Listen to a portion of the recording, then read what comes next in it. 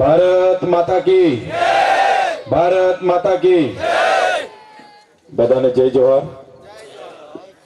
આજના પરિવર્તન સભામાં મારી સાથે મંચસ્થ ઉપસ્થિત નર્મદા જિલ્લાના આમ આદમી પાર્ટીના પ્રમુખ એવા નિરંજનભાઈ વસાવા, સાથે સાથે વિધાનસભાના સહપ્રભારી એવા વિક્રમભાઈ તડવી, સાથે રાજપીપળાના અને સમગ્ર ગુજરાતના માઇનોરિટી સમાજ મુસ્લિમ સમાજના અગ્રણી એવા ઇમ્તિયાઝભાઈ કાદરી, સાથે આજે જેના સાનિધ્યમાં આપણે બેઠા છે અને આજેથી અમારા પાર્ટી પરિવારમાં જોડાઈ રહેલા છે પૂર્વ કારોબારી નર્મદા જિલ્લાના કારોબારી ભાજપાના એવા ચંદુભાઈ વસાવા, સાથે જુનારાજ જે સાંસદ શ્રી મનસુખભાઈનું ગામ છે, વર્ષોથી ત્યાં સરપંચ તરીકે પોતાની ફરજ આપતા આપણા સૌના વડીલ એવા ગોપાલ દાદા, આમ આદમી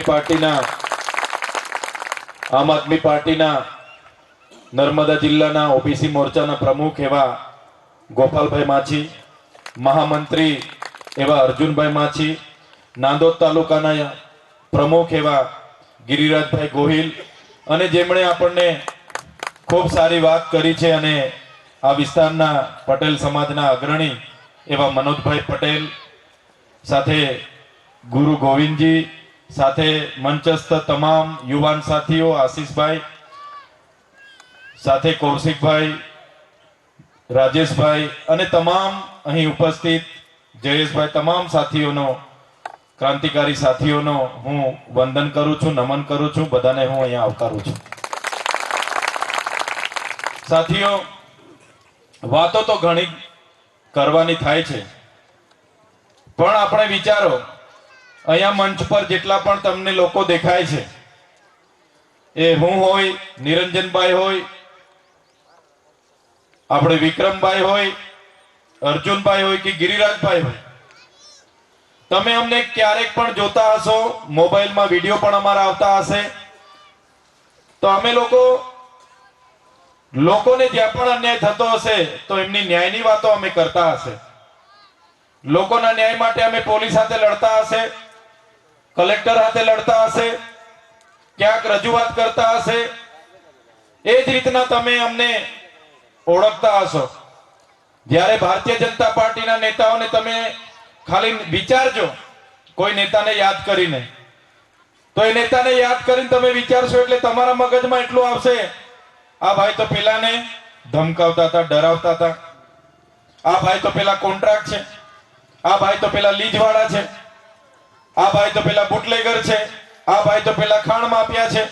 એવા જ લોકો ભારતીય જનતા પાર્ટીમાં આજે નર્મદા જિલ્લામાં ભરાઈને પડેલા છે। સાચી વાત બોલું છું કે ખોટી વાત છે? ત્યારે સાથીઓ, મારી બી સરકારી નોકરી હતી, હું પણ વિસ્તરણ અધિકારી, ખેતીવાડી અધિકારી હતો।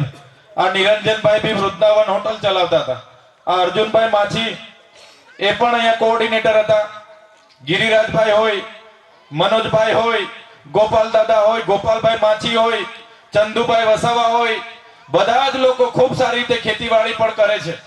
એમને કોઈ રાજનીતિમાં આવીને કોઈની સાથે માથાકૂટ કરવા માટેનો સમય નથી। આપણે ઇમ્તિયાઝભાઈ કાદરી, એમનું પણ ખૂબ સારી રીતે બિઝનેસ ચાલે છે, એમને વેલસેટ પરિવાર છે, છતાં અમે કેમ રાજનીતિમાં આવવા માંગીએ છીએ? કેમ તમારી વચ્ચે આવીને તમારા અધિકારની લડત લડવા માંગીએ છીએ? કેમ કે સાથીઓ, અમે જાણીએ છીએ, અમે આ ભાજપ સરકાર કઈ રીતના આપણા લોકોના હકના ગ્રાન્ટમાં ભ્રષ્ટાચાર કરે છે એ અમે જાણીએ છીએ। એમણે અહીંયા 10 કરોડનું કમલમ કઈ રીતના બનાવ્યું છે એની અમને ખબર છે। એમના ભાજપના નેતાઓ 10 વર્ષ પહેલા સ્કૂટર પર ફરતા હતા, આજે મોટી મોટી ગાડીઓ લઈને કઈ રીતના કમાયેલા છે। બધા નેતાઓની 50-50, 100-100 એકર જમીનો કઈ રીતના થઈ છે, બધાના 3-3, 4-4 બંગલા કઈ રીતના બન્યા છે અમને ખબર છે। ત્યારે એમના સામે તમારા અધિકારના પૈસાના એ લોકો આજે બંગલા બનાવીને ફરે અને આપણા બાળકો માટે આંગણવાડી ના હોય, આપણા બાળકો માટે ભણવા માટે શાળા ના હોય, આપણો વિદ્યાર્થી થોડું ઘણું ભણીને આવ્યો એને રોજગાર ના હોય, આપણા ખેડૂતના પાકની નુકસાની થાય, એને વળતર ના મળે, કોઈ શાકભાજી નાખવા જાય તો એ ભાવના નક્કી કરી શકે। એના માટે અમે નક્કી કર્યું કે આ લોકોને એકવાર સત્તામાંથી કાઢીશું તો જ નર્મદા જિલ્લાના લોકોને ન્યાય મળી છે. એટલા માટે આજે તમારી વચ્ચે આવ્યા છે. એટલા માટે આજે તમારી વચ્ચે આવ્યા છે.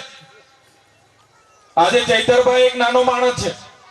અમારી આખી ટીમ એ ઈમાનદાર નિષ્ઠાવાન છે, નાના લોકો છે અમે, છતાં અમારા પરિવારના જોખમે અમે તમારી વચ્ચે આવીને ઉભા છે. ભાજપ બહુ મોટી સરકાર છે, મોટા મોટા નેતાઓ છે, પોલીસ એમની છે, કલેક્ટર એસપી એમના છે, ન્યાય પ્રણાલિકાઓ એમની છે, યંત્ર મંત્ર તંત્ર સર્વત્ર એમનું છે. છતાં અમે કેમ લડીએ છીએ? કેમ કે અમારી સાથે તમારા જેવા ઈમાનદાર લોકોના આશીર્વાદ છે, એટલે અમે લડવાના છે. આ ભાજપને ચૈતર વસાવા એકલાથી ડર નથી, પણ ચૈતર વસાવા સાથે તમારા જેવા વડીલો, તમારા જેવી માતા બહેનો, તમારા જેવા યુવાનો અમારી સાથે અમારા સમર્થનમાં છે. ચૈતર વસાવા તમને જાગૃત કરે છે, એક કરે છે. અમારી આખી ટીમ ધીરે ધીરે મોટી થાય છે. એટલા માટે ભાજપને ડર છે, માત્ર ચૈતરભાઈથી ડર નથી, તમારા બધાથી એ લોકોને ડર છે. કેમ કે ભાજપને અત્યાર સુધી હતું કે કોંગ્રેસ વાળાને તો હાથે રાખીને અમે રાજ કર્યા કરીએ, 5 વર્ષ આપણે કરવાનું, 5 વર્ષ કોંગ્રેસને લાવવાના, ત્રીજો તો કોઈ છે જ નથી. ભલે 5 વર્ષ કોંગ્રેસ આવે, પાછા 5 વર્ષ આપણે આવીશું. એ રીતના બધું ચાલતું હતું અત્યાર સુધી. હવે આ લોકોને ડર એટલા માટે થવા લાગ્યો છે કે હવે ત્રીજો મોરચો, પહેલા તો એમને ખબર જ નથી. પહેલા તો આ લોકો અહીંયા ગામડામાં એવું કહેતા હતા કે ભાઈ ત્રીજી પાર્ટી કોઈ ચાલતી હોય યાર, આ ચૈતર વસાવો કોઈ ચાલતો હોય યાર, પણ આ ચૈતર વસાવો ચાલતો નથી, આજે દોડે છે. આ ત્રીજી પાર્ટી આજે દોડે છે અને એના કારણે આ બંને પાર્ટીઓને હવે ડર છે. બંને પાર્ટીઓ રાતે સાથે મળે છે, પાછી રાતે ભેગા થાય છે. એ લોકો આજે અહીંયા મીટિંગ થશે ને, આજુબાજુના ભાજપના નેતાઓને તો રાતે સપનામાં બી ચંદુ કાકા દેખાશે. માટલામાંથી 2 ગ્લાસ પાણી પીને ઊંઘવું પડશે એ લોકોને આજે. અહીંયા સરપંચો અને માજી સરપંચો ઘણા બેઠા છે, ઘણાને ધમકાવી દીધા, આવવા નહીં દીધા. અમારા પટેલ મનોજભાઈ કીધું કે અમારા પટેલ સમાજના બધા આગેવાનો આજે મને મળ્યા અને કીધું છે કઈ વાંધો નહીં, અમે જાહેરમાં નથી આવતા, જાહેરમાં આવીશું તો પેલા લોકો અમને હેરાન કરશે. કેટલાક અમારા સરપંચોએ મને બપોરના ફોન કરીને કીધું કે સાહેબ અમે આવવાના જ હતા યાર, તમે અમારું બધું કામ કરો છો, પણ અમે આવીશું તો અમારા પંચાયતમાં જે કામો થાય છે અટકાવશે, આ લોકો બિલો અટકાવશે. કેટલાક ગરીબ લોકો એમને કીધું અમે આવીશું તો અમારું ઝૂંપડું ની મંજૂર થવા દે, અમારા ઘરે લાઈટના મીટરો તોડવા મોકલી આપશે, પોલીસને અમારા ઘરે દારૂ વેચે છે એમ કરીને મોકલી આપશે. એટલે સાહેબ અમે ત્યાં નહીં આવીએ, પણ અમે બધા તમારી સાથે જ છે. આટલી બધી ભાજપની તાનાશાહી છે, છતાં આજે અમે પૂરી તાકાતથી એટલા માટે લડીએ છીએ. આજે એ લોકો અમારી સાથે જેલ જેલ જેલ જેલ જેલ જેલ ની રમતો રમે છે. તમને બધાને ખબર હશે, ખબર છે ને? દર વર્ષે આને કઈ રીતના અહીંથી મોકલી આપવાનો અને મેદાન ખુલ્લું કરી લેવાનું, ચૂંટણી આવે એટલે બહાર કરી દેવાનું, કઈ રીતના મેદાન ખુલ્લું કરી લેવાનું, એ રીતના આ લોકો ટેવાયેલા છે. દર વર્ષે કોઈ નાની નાની બાબતમાં ટસલ કરી લે અને ટસલ કરે અને અહીંની જેલમાં તો રાખે ના, ડાયરેક્ટ વડોદરા જેલમાં મૂકી આવે ને કેવી વ્યવસ્થા કરી દે, એવી વ્યવસ્થા કરી આપે કે ભાઈ હમણાં તો હું જેલમાં હતો, જેલમાં પોલીસના અધિકારીઓ જે બહાર અંદર જાય એ કહે કે મને ચૈતરભાઈ તમારું તો 3 વર્ષનું ફીટ જ છે, તમને આ લોકો મને નહીં લાગતું છોડો છૂટવા દેશે. એ લોકોની બહુ ઊંચેથી ફોનો આવે છે, અમારા પર પણ દબાણ છે.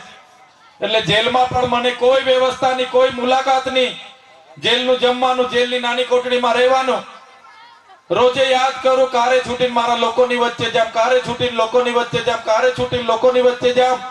એમ કરતા કરતા અઠવાડિયું, મહિનો, 2 મહિના, 3 મહિના, 80 દિવસ સુધી મને જેલમાં રાખ્યો.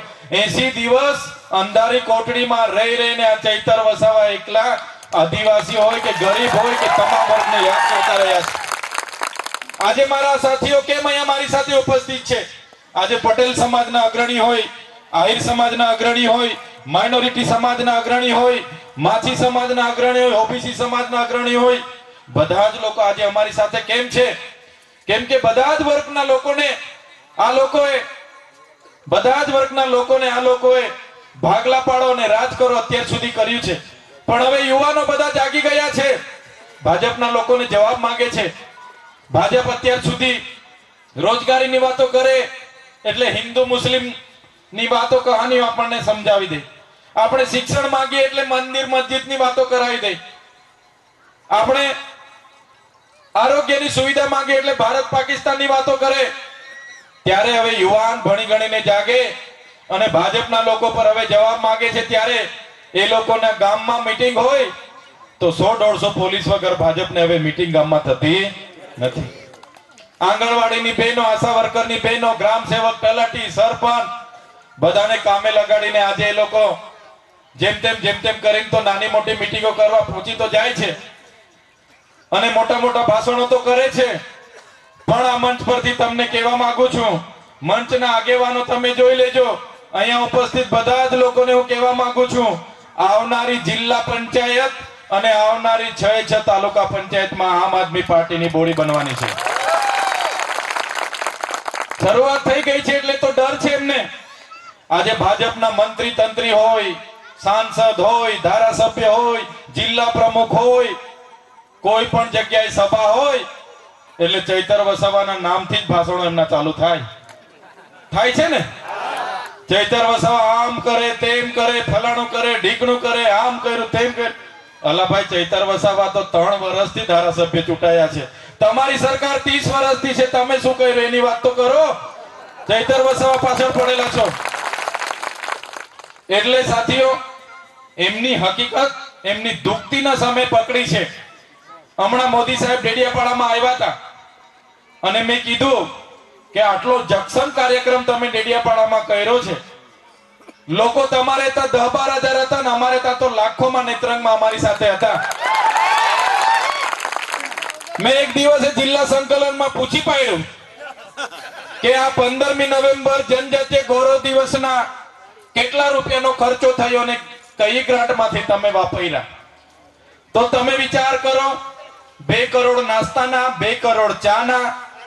હવે કેટલો નાસ્તો ખાધો હશે તો ઝાંઝરુના 2 કરોડ ને 40 લાખ રૂપિયા.